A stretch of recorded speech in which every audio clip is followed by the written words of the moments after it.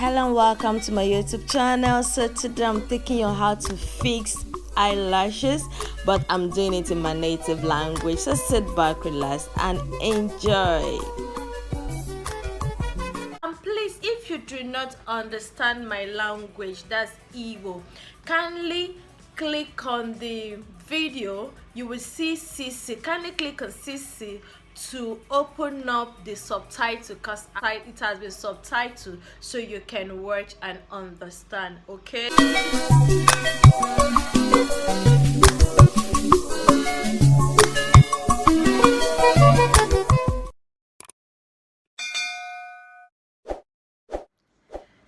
Ndị be anyị, unu emeela unu ji nọrọla m. So eweliwe na ihe tiri a na etere m ya off camera because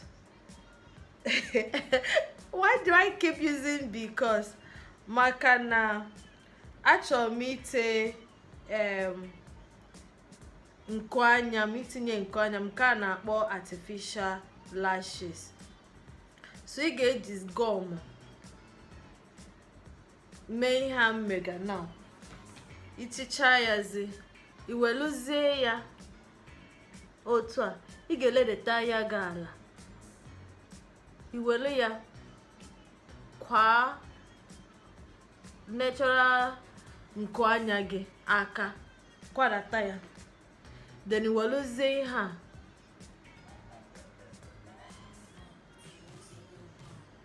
then otu a nji tinyezie ya.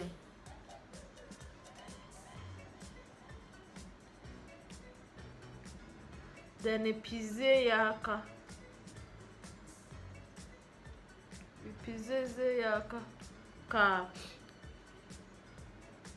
nke anya gị nke iji ibupụta ụwa na nke artificial ka ha abụọ mekọtacha ka ime ha anya gị onwe ka ha ga-eji ahụ nke iji pụta ụwa na nke artificial nke itinye n'anya gị.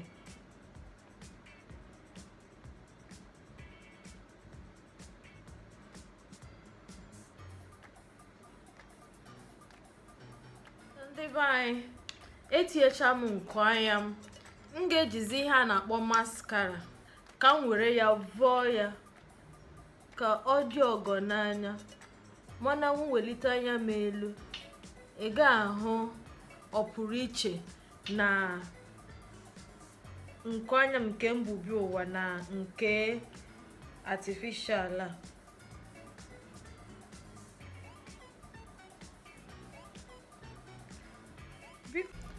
Obi dị m ụtọ ka unu ji nọnyere m. Unu emeela, ekele dịrị unu. Onye anọdịbe m ebe m nọ techa ihe otite n'iru m. Unu emeela. Biko echefukwala to subscribe to my channel, to like and share, and kindly comment below what you think about this video. I really appreciate you.